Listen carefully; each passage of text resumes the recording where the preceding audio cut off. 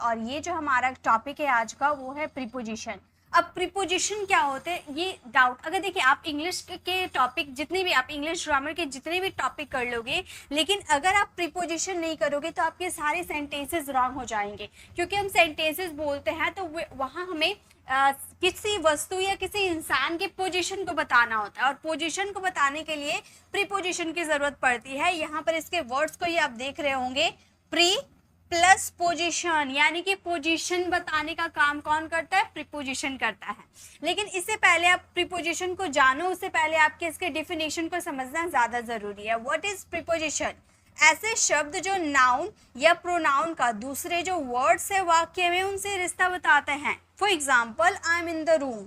यहाँ पे देखिए, मान लीजिए मैंने क्या बोला, नाउन और प्रोनाउन के बीच में जो वर्ड्स है उनका रिश्ता बताता है। यहाँ पर मान लीजिए ये हमारा क्या हो गया, ये हमारा नाउन हो गया, ठीक है, और यहाँ पर ये क्या हो गया, ये हमारा प्रोनाउन हो गया, ठीक है। नाउन और प्रोनाउन के बीच वाले वर्ड्स, ये तो आपके वर्ब है, ये तो आप लोगों को पता है। तो नाउन और प्रोनाउन के बीच में क्या वर्ड्स आ गए? इन वर्ड्स आ गए, और ये इन जो है ये हमारा प्रीपोजिशन होता है। अब देखिए मैं आपको और अच्छे से क्लियर करवाती हूँ कि यहाँ पर हमने इन का ही यूज क्यों किया। तो यहाँ पे अगर मैं सिर्फ इतना बोलती आई एम द रूम, तो आई एम और द रूम के बीच का रिश्ता क्या है? आई एम यानी कि मैं हूँ, रूम कहाँ हूँ? रूम के अंदर हूँ, बाहर हूँ, ऊपर हूँ, नीचे हूँ, साइड में हूँ, बगल में हूँ, कहाँ हूँ, इसके बारे में पता चला। सिर्फ अगर इन हम नहीं लगाते हैं, सिर्फ आई एम द रूम बोलते हैं, तो आपको ये पता चलेगा कि आपकी पोजीशन कहाँ है, आप रूम के अंदर हो या बाहर हो, क्या आपको ये पता चलेगा? नहीं पता चलेगा। तो यही जगह बताने का काम कौन करता है? यही जगह बताने का काम हमारा प्रीपोजिशन करता है। और आज की इस वीडियो में आपको बहुत सारे प्रीपोजिशन करवाने वाली हूँ, सिर्फ समझाऊंगी, इसलिए आप ध्यान रखिएगा। और मैं आपको हिंदी मीनिंग के थ्रू कुछ भी नहीं सिखाने वाली हूँ, मैं आपको सिचुएशन बताऊंगी कहाँ पर किसका यूज करना है। देखिए, सबसे पहले हम बात करते हैं प्रीपोजिशन के, इसे कितनी तरह से हम डिवाइड कर सकते हैं। Preposition of direction, preposition of time, preposition of place और preposition of special relation. Special relation की बात करें तो इसमें बहुत सारे आपके प्रीपोजिशन आ जाते हैं। तो सबसे पहले हम बात कर लेते हैं प्रीपोजिशन ऑफ प्लेस की, ठीक है। प्रीपोजिशन ऑफ प्लेस की अगर आप बात करते हो तो सबसे पहले हम बात करेंगे इनक्लोज्ड एरिया। अब इनक्लोज्ड एरिया यानी कि जो चारों ओर से घिरा हुआ रहता है, जैसे रूम हो गए, रूम क्या होते हैं? घिरे हुए रहते हैं ना। किचन हो गए, किचन क्या हो गया? घिरा हुआ रहा ना। तो जो घिरे हुए रहते हैं, इनक्लोज्ड रहते हैं। क्लासरूम क्या होता है? चारों दीवारों से घिरा हुआ रहता है। तो घिरा हुआ सिर्फ एक दरवाजा होता है, बाकी सब तो दीवारों से घिरा हुआ रहता है। तो जो इनक्लोज्ड एरिया होता है उसके लिए हम यूज करते हैं इन का। Use in when something is inside something, यानी कि कोई चीज किसी चीज के अंदर है, ठीक है, इनसाइड अंदर है, तो वहां पे यूज करने हमें इनका। जैसे मान लो मैंने इस लड़की को कॉल किया, ये क्या है? एक रूम है, ठीक है, ये एक रूम है। इस रूम के अंदर ये सोफा है, ये लैंप है, यहाँ पर आपका फोटोग्राफ्स टंगा हुआ है, यहाँ पे ये लड़की है, ठीक है। तो एक रूम के अंदर ये सारी चीजें हैं। मैं इस लड़की को कॉल करूंगी, मैं इसे कॉल करके पूछूंगी कि तुम कहाँ हो, तो ये क्या बोलेगी? मैं अपने कमरे में हूँ। यही बात तो बोलेगी ना कि मैं अपने कमरे में हूँ। और कमरा क्या है? रूम क्या है? एक इनक्लोज्ड एरिया है, चारों दीवारों से घिरा हुआ है। तो कमरे की बात कर दिए, रूम की बात कर दिए, तो हम यूज करेंगे in. I am in the room, मैं कमरे में हूँ, मैं कमरे में हूँ। कमरे इनक्लोज्ड एरिया है तो मैं यूज करूंगी इन। अगर सिर्फ इतना बोलती आई एम द रूम तो आपको समझ में आता आई एम और द रूम में संबंध क्या है, वो लड़की कहाँ है, आपको समझ में आता? आपको समझ नहीं आता, इसलिए हमने इन का यूज कर दिया। तो ये क्लियर हो गया कि हम रूम के अंदर है। रूम की बात किया मैंने, घर की बात नहीं की मैंने, ठीक है, घर मैंने बात नहीं की, मैंने रूम की बात की कि रूम के अंदर। अगर मैं पूछूंगी आप कहाँ हो, आप बोलोगे मैं किचन में हूँ, I am in the kitchen. Kitchen भी क्या है? इनक्लोज्ड एरिया है, ओके। अब एट को समझ लीजिए, फिर इन और एट के डिफरेंस को समझ पाओगे। एट की बात करते हैं, ये भी प्रीपोजिशन ऑफ प्लेस की ही है। लोकेशन ऑफ पॉइंट, जब हम एक पॉइंट, लोकेशन के एक पॉइंट की बात कर देते हैं तो वहां पर एट का यूज करते हैं। At tell us that the following noun is located at the specific point और लोकेशन। मान लो यहाँ पे आपको दिख रहा है कि ये घर है। अब एक घर के अंदर एक रूम होता है, किचन होता है, बाथरूम होता है, छत होता है, बाहर में गार्डन होता है ना। एक घर में पूरा ये सब होता है ना। तो अब मैंने इस लड़के लड़की में किसी को मैंने कॉल कर दिया, तो मैंने इससे पूछा कि तुम कहाँ हो। अब ये नहीं बोल रही कि मैं कमरे में हूँ, क्या आपको ये कमरे में दिख रही, नहीं ये गार्डन में है। ये सिर्फ इतना, ये भी नहीं बोली कि मैं गार्डन में हूँ, ये बोली कि मैं घर पर हूँ। घर पर हूँ या घर में हूँ, बात एक ही है, ठीक है। ये अपना एक एग्जैक्ट लोकेशन नहीं बताई कि मैं छत पर हूँ, मैं किचन में हूँ, मैं कमरे में हूँ, मैं गार्डन में हूँ। मुझे ये एग्जैक्ट, मैं इसने एग्जैक्ट लोकेशन मुझे नहीं बताया, इसने सिर्फ इतना कहा कि मैं घर पर हूँ या घर में हूँ।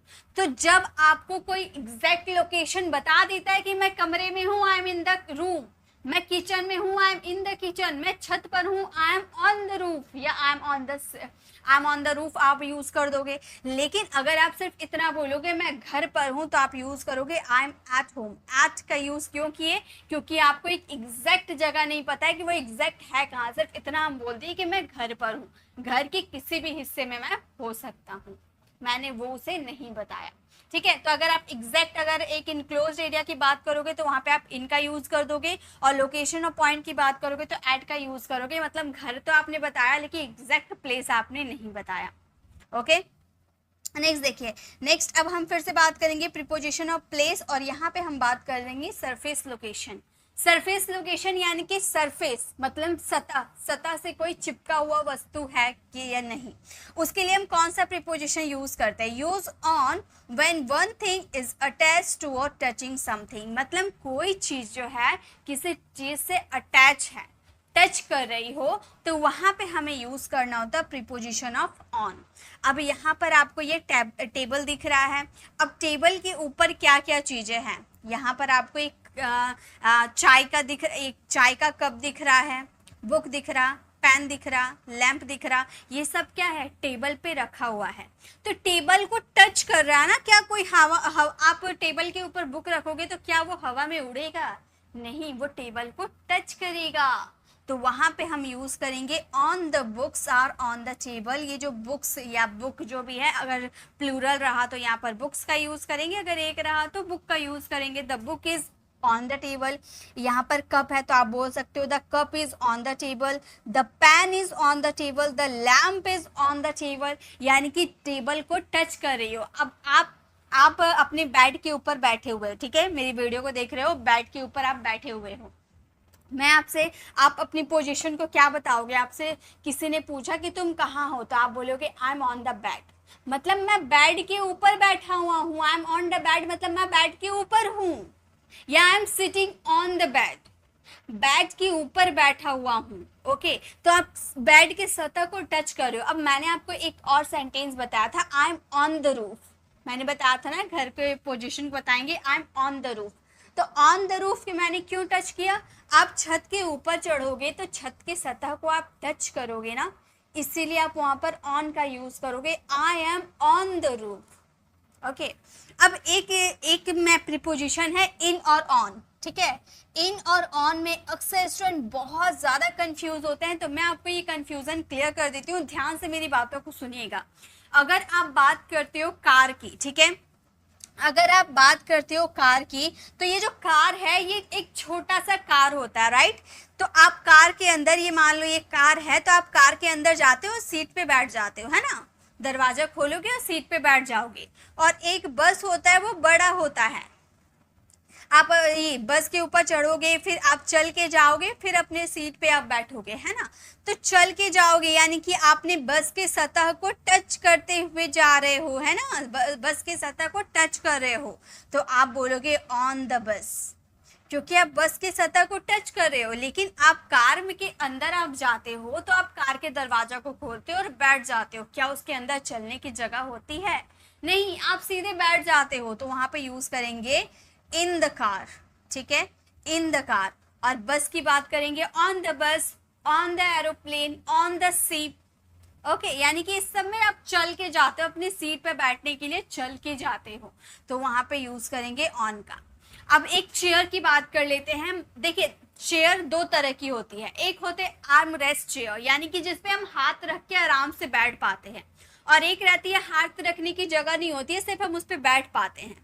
तो जिसमें हम हाथ रख के आराम से बैठ पाते हैं, आर्म रेस्ट चेयर जिसे बोलते हैं, हम आराम से अंदर बैठ गए और हाथ रख दिए, तो वैसे वाले चेयर के लिए क्या यूज करें, ऑन द चेयर या इन द चेयर?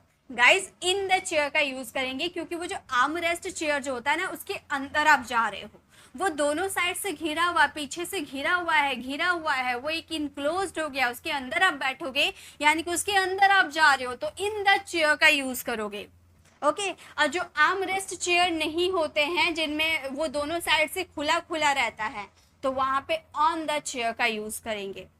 क्लियर है? इसमें स्टूडेंट बहुत कंफ्यूज होते हैं, लेकिन आपको अब कंफ्यूज नहीं होना है, ठीक है।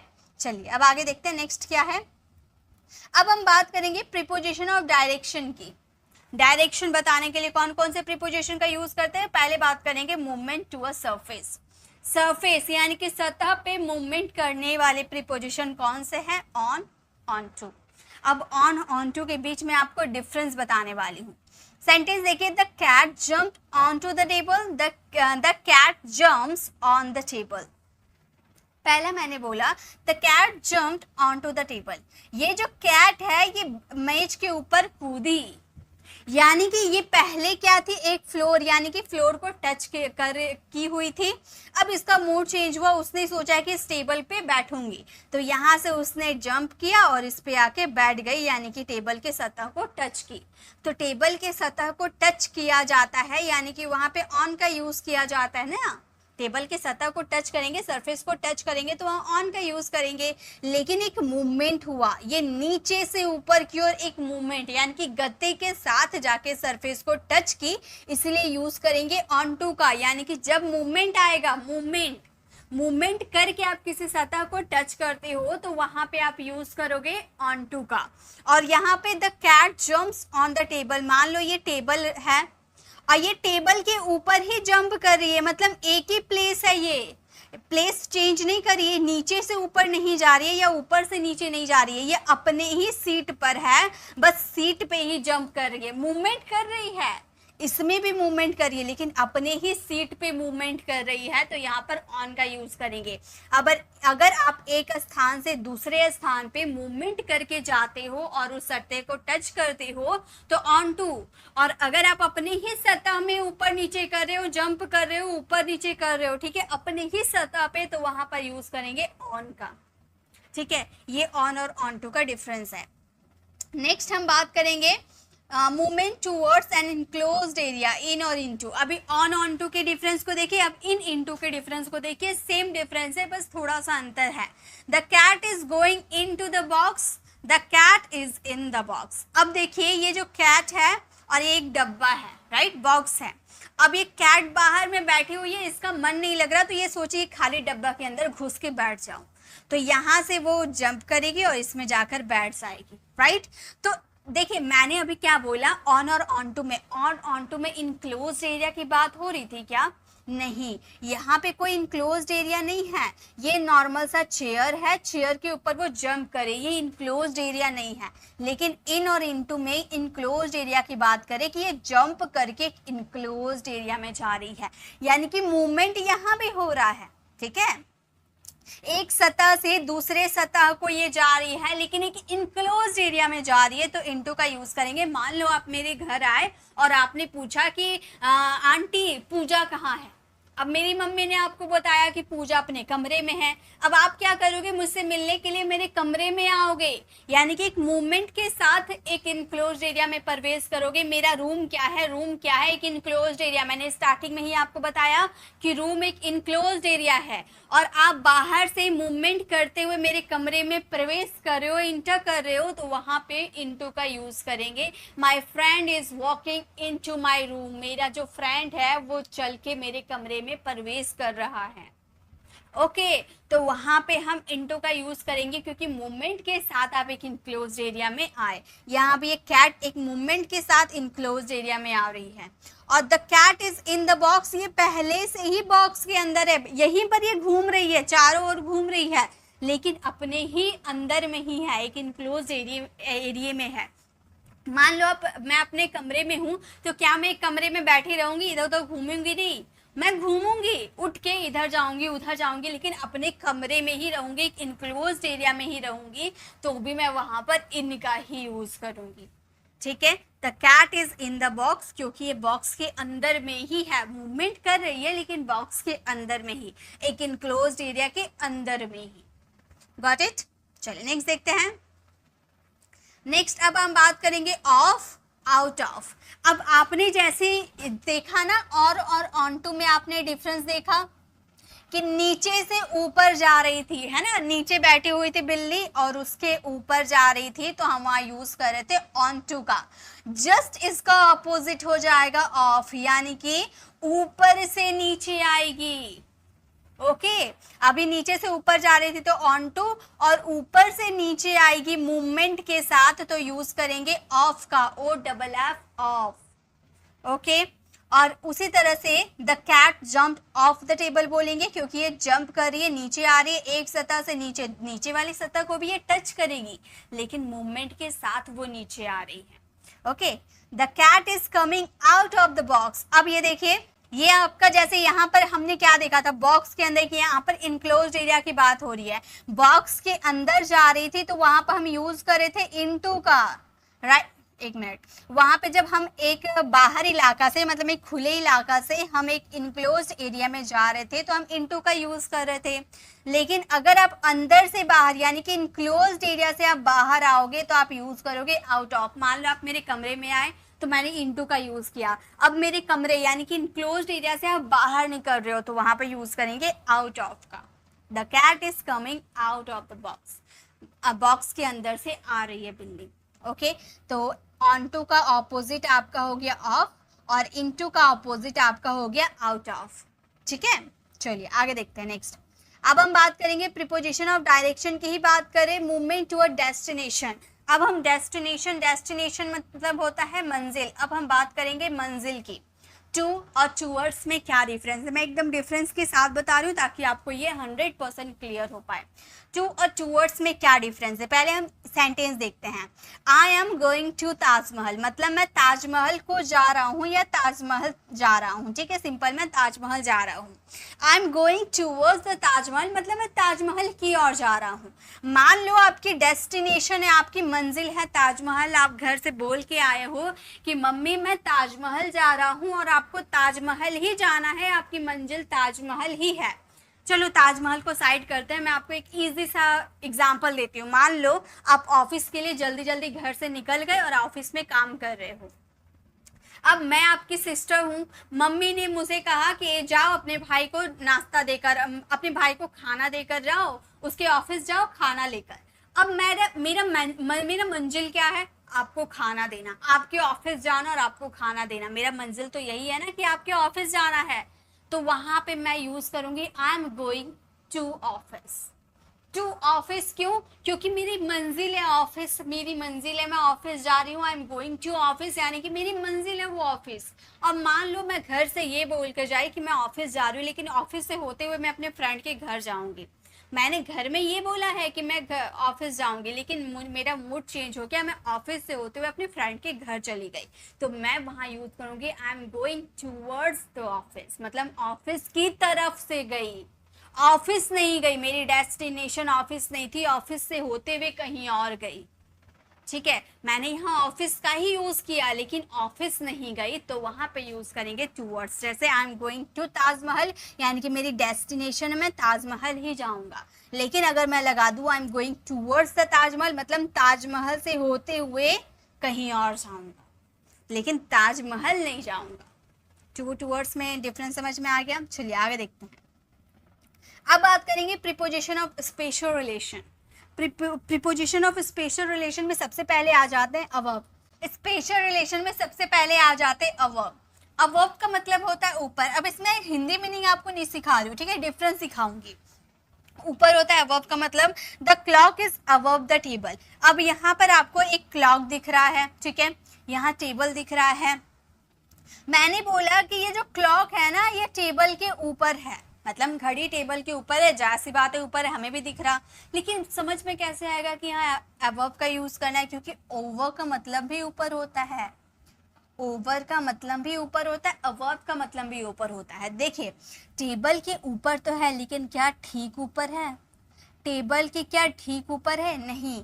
ठीक ऊपर अगर यहाँ पर क्लॉक रहता तो यहाँ यूज करते ओवर का, बट ये ऊपर तो है, टेबल के ऊपर तो है, लेकिन साइड में है, ठीक ऊपर नहीं है। तो आप ये देख कर ही पहचान लोगे। आप बोलोगे मैम हमें कैसे पता चलेगा? एग्जाम में अगर यूज करना होगा तो वहां तो पिक्चर रहेगा नहीं, हम कैसे समझेंगे? तो गाइस सेंटेंस को पढ़ के आप समझोगे, सेंटेंस आप पढ़ लोगे, उसकी हिंदी मीनिंग समझ लोगे, तो आपको समझ में आ जाएगा कि वहां कोई वस्तु के ठीक ऊपर रहने की बात हो रही है या ठीक सिर्फ ऊपर रहने की बात हो रही है। आपको क्वेश्चन पढ़ के ही समझ में आ जाएगा। लेकिन अगर आप इसे अपनी प्रैक्टिकल कॉन्वर्सेशन में यूज करना चाहते हो तो आप पिक्चर के थ्रू समझ लो। अगर आप जहां बैठे हो, अगर ठीक ऊपर आपके फैन है तो आप क्या बोलोगे? Over my head, the fan is over my head, मतलब मेरे जो फैन है वो मेरे सिर के ऊपर है। अगर साइड में रहेगी, फैन अगर आपके सिर के साइड रहा तो आप बोलोगे अबव माई हेड, यानी कि जो फैन है वो मेरे सिर के ऊपर तो है लेकिन ठीक ऊपर नहीं है। तो आप मुझे आप कमेंट पे लिख के जरूर बताना आप सभी कि आपका जो फैन है वो अबव योर हेड है या ओवर योर हेड है। ओके, जरूर बताना, ठीक है। तो ये क्लियर हो गया ना कि अगर ठीक ऊपर कोई वस्तु रहा तो वहां पे ओवर का यूज करेंगे और साइड में रहा तो अबव का यूज करेंगे। ऊपर है लेकिन साइड में है। देखिए यहाँ पे मैंने फिर से वही एग्जांपल दिया ओवर में, तो आपको ये तो क्लियर हो गया होगा, the clock is over the table, यानी कि ये ठीक ऊपर है इसलिए ओवर का यूज हुआ है। क्लियर है? ओवर और अबव समझ में आ गया। अब हम बात करेंगे अंडर के। ये सब बहुत ईजी है। अंडर यानी कि नीचे, नीचे है लेकिन आपको दिख रहा। अब ये जो बॉक्स है, बॉक्स के नीचे ये बिल्ली है, तो मैं आपसे पूछूंगी कि बिल्ली कहाँ गई, मुझे दिख नहीं रही है, तो आप क्या बोलोगे? बॉक्स के नीचे है, मुझे दिखाई दे रही है। मान लो ये टेबल होता है और टेबल के नीचे बिल्ली बैठ जाती है, तो टेबल के चारों ओर से आप देख पाओगे ना बिल्ली कहाँ है, दिखाई देती है। अंदर तो है, टेबल के अंदर है, बेड के अंदर है या बॉक्स के अंदर है, लेकिन दिखाई दे रही है, तो यूज करेंगे अंडर का। The cat is under the box, नीचे है, नीचे है लेकिन दिखाई दे रही है, तो यूज करेंगे अंडर। नेक्स्ट देखिए यहाँ भी नीचे की बात करेंगे, रिलेटिव पोजीशन, यहाँ भी नीचे की बात कर रहे हैं। बिलो का मतलब भी होता है नीचे। यहाँ पे बात करेंगे the cat is below the box, यहाँ भी जो हम बोले कि ये जो कैट है ना ये बॉक्स के नीचे है, तो यहाँ हम बात करें लेबल की, ठीक है, यहाँ हम बात करें लेबल। अंडर का मतलब मैंने क्या बताया कि नीचे तो है लेकिन दिखाई दे रही है, वहां पर लेबल की बात नहीं किया गया। लेकिन यहाँ बिलो का मतलब होता है लेबल। ये जो बॉक्स का लेबल है ये बिल्ली से ऊंचा में है ना, बिल्ली छोटी है, बॉक्स से छोटी है, नीची है, तो यहाँ बिलो का यूज करेंगे। लेबल में वो नीची है, बॉक्स के लेबल में वो नीची है। अब आप चेयर पे बैठ जाओगे, आपका भाई नीचे बैठेगा, तो अपने भाई के लेवल से आप ऊपर रहोगे, आपका भाई आपके लेवल से नीचे रहेगा, तो बिलो का यूज करेंगे। लेबल में नीचे रहेगा तो बिलो का यूज करेंगे। अब देखिए, अब हम बात करेंगे बिटवीन और अमंग की। बिटवीन जब दो वस्तुओं के बीच की बात करेंगे तो बिटवीन, और जब मोर देन टू की बात करेंगे यानी कि दो से ज्यादा की बात करेंगे तो वहां पे यूज करेंगे to. The red box is between green and yellow boxes, ये रेड जो बॉक्स है ये ग्रीन और येलो बॉक्स के बीच में है।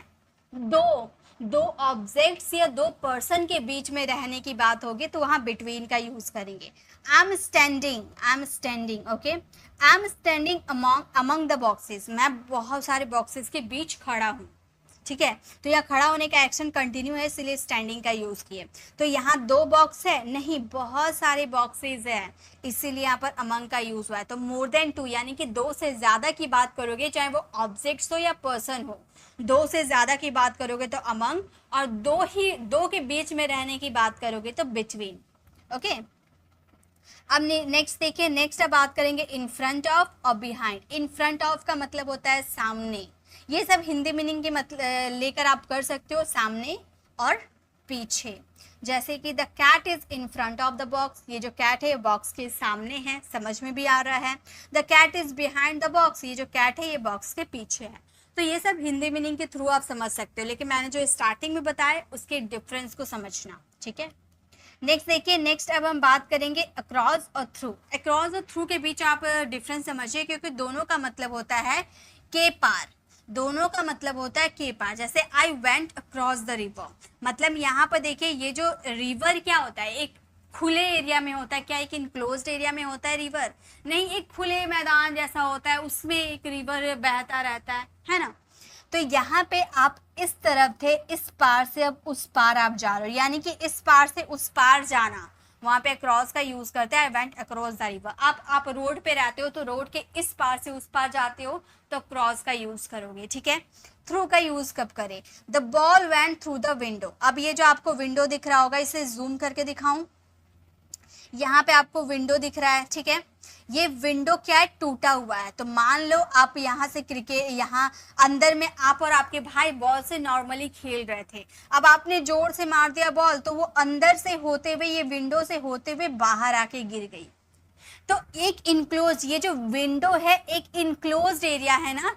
एक विंडो क्या होता है? इस तरह से एक इनक्लोज्ड एरिया में होता है, ठीक है। अब एक इनक्लोज एरिया से अब अंदर से या बाहर से कहीं से भी आप बॉल मारे और अंदर जा रहा। मान लो आप लोग बहुत सारे फ्रेंड्स बॉल से खेल रहे हो और आपने जोर से मारा तो खिड़की को तोड़ते हुए वो अंदर जाके गिर गई। तो एक इनक्लोज्ड एरिया से होते हुए जा रही है, तो वहां पे यूज करेंगे हम थ्रू का। यानी कि ये बात क्लियर हो गई। एक आप खुले एरिया से इस पार से उस पार जाओगे तो यूज करना अक्रॉस का, और अगर आप एक बंद एरिया से इस पार से उस पार जा रहे हो तो यूज करना थ्रू का, ठीक है। खुले एरिया यानी कि अक्रॉस, बंद एरिया यानी कि थ्रू, ठीक है। अब मान लो ये एक होता है पाइप, ठीक है, एक मोटा करके पाइप है। एक बच्चा आ रहा है, क्रॉल करते करते इधर से उधर गया, यानी कि ये जो पाइप है एक बंद एरिया है और वो इस पार से उस पार गया, यानी कि एक बंद एरिया से होते हुए गया, तो यहाँ पे यूज करेंगे थ्रू का। ओके, क्लियर है। नेक्स्ट अब हम बात करेंगे प्रीपोजिशन ऑफ टाइम। टाइम के लिए देखिए ये बहुत ही ईजी है। क्लॉक, क्लॉक जब हम बात करते हैं टाइम बताने के लिए तो वहां पे यूज करते हैं एट का, eight 5 o'clock, eight 7:30 AM। Night जब आप बात करोगे नाइट का तो वहां पे यूज होता है एट नाइट। नाइट के साथ ऑलवेज एट यूज होता है, at night, at noon, at midnight. Okay, holidays के साथ भी एट का यूज होता है, at the weekend, at the Christmas. Okay, next देखिए अब हम बात करेंगे पॉइंट बताने के लिए। जैसे मंथ्स बताना हो तो हम यूज करेंगे इनका। इन दिसंबर, सीजन में भी इनका यूज करेंगे, in winter, in summer, in rainy season. Parts of the day जैसे in the morning, in the afternoon, ठीक है। In the afternoon, in the night कभी मत बोलना, ठीक है। आप सोचोगे इन द नाइट का यूज कर दे, तो गाइज नहीं, अभी मैंने बताया ना इन द नाइट नहीं, एट नाइट होता है। आप इन द इवनिंग यूज कर दो, in the afternoon, in the morning, बस तीन ही चीज इनके साथ होगा। ईयर्स की बात करोगे तो आप इनका यूज करना, सेंचुरीज की बात करोगे तो आप इनका यूज करना। ओके, नेक्स्ट अब हम बात करेंगे, एक मिनट, अब हम बात करेंगे ऑन का। ऑन का यूज होता है डेज ऑफ वीक। अभी हम लोगों ने day, parts of the day यानी कि मॉर्निंग, इवनिंग, आफ्टरनून, इसके बारे में देखा। अब हम बात करें वीक के डेज यानी कि Monday, Tuesday, Wednesday, Thursday, Friday, Saturday, ये सब होता है ना, ये डेज ऑफ द वीक होते हैं, उनके साथ हमेशा ऑन का यूज होता है। On Monday, on Tuesday, on Friday. Okay, dates के साथ भी ऑन का यूज होता है। अगर आप डेट्स का यूज कर देते हो तो ऑन का यूज होगा, ऑन 6 जून। अगर आप यहाँ पर ईयर की बात करते तो इनका यूज होता, ठीक है। पर्टिकुलर डेज की बात करेंगे तो ऑन द, पर्टिकुलर डेज की बात करेंगे on the birthday, on the anniversary. Okay, इस तरह से यूज करेंगे। तो और एक बार क्लियर करवा देती हूँ, ऑन का यूज हम यहाँ पर डेट्स के लिए किए, ठीक है। ईयर के लिए हम इनका यूज किए, और अगर आपको नाइट वगैरह बताना हो या टाइम बताना हो या इस जो हॉलीडेज होते हैं उसके लिए भी एट का यूज होता है, ठीक है। अब देखिए आपके लिए तीन होमवर्क है आपके लिए। 7 o'clock, 7 अप्रैल, इसके साथ क्या यूज होगा, इसे आप अच्छे से टाइम, यही तीनों टाइम से रिलेटेड क्वेश्चन है, ठीक है। तो इसे आपको फ्रेम करना और इसका आंसर कमेंट में देना है। यहाँ पर अप्रैल की बात की तो यहाँ पर कौन से प्रीपोजिशन का यूज होगा, हमने डेट का यूज कर दिया तो कब यूज होगा, टाइम का यूज कर दिया तो क्या यूज होगा, ये आप फ्रेम करना और इसका आंसर कमेंट में देना। तो गाइज ये थी आज की class. Thanks for your watching guys. अगर आपको वीडियो अच्छी लगी तो लाइक कीजिएगा, अपने फ्रेंड्स के साथ शेयर कीजिएगा और अगर आप हमारे चैनल पर नए हो, मेरे पढ़ाने का तरीका आपको पसंद आया तो सब्सक्राइब कर आने वाले बेल आइकन को ज़रूर प्रेस कीजिएगा, ताकि रोज़ आने वाली वीडियो की नोटिफिकेशन आपको मिलती रहेगी। इसके PDF आपको मेरी Telegram channel pre English classes, जो हमारे यूट्यूब चैनल का नाम है, आप डिस्क्रिप्शन में दिए गए लिंक पर क्लिक करके आप हमारे टेलीग्राम चैनल को ज्वाइन कर सकते हैं, जहाँ पे आपको इसकी फ्री ऑफ कॉस्ट PDF मिल जाएगी। और गाइस, इसी तरह से अगर आप टेंसेस सीखना चाहते हो, मैंने बहुत डिटेल में टेंस की वीडियो बना रखी हूँ, तो लेफ्ट साइड क्लिक करके आप हमारी टेंस वाली वीडियो को ज़रूर विजिट कीजिएगा, और राइट साइड क्लिक करके आप हमारी प्लेलिस्ट में जाकर जिस भी ग्रामर टॉपिक पे आपको दिक्कत है वो टॉपिक वाली वीडियोस को विजिट कर सकते हो। अगर आपको कोई टॉपिक पे अगर आपको कोई प्रीपोजिशन में कंफ्यूजन है तो आप मुझे ज़रूर पूछ सकते हो। और ये हमारी ज़्यादा प्रीपोजिशन मैंने कवर नहीं करवाया, इसके पार्ट 2 भी जल्द लेकर आऊँगी, जिनमें इसके अलावा जो प्रीपोजिशन बच जाते हैं उसे कवर कर दूँगी। तो मिलते हैं नेक्स्ट ऐसे इन्फॉर्मेटिव वीडियोज़ के साथ। Till then bye bye, take care.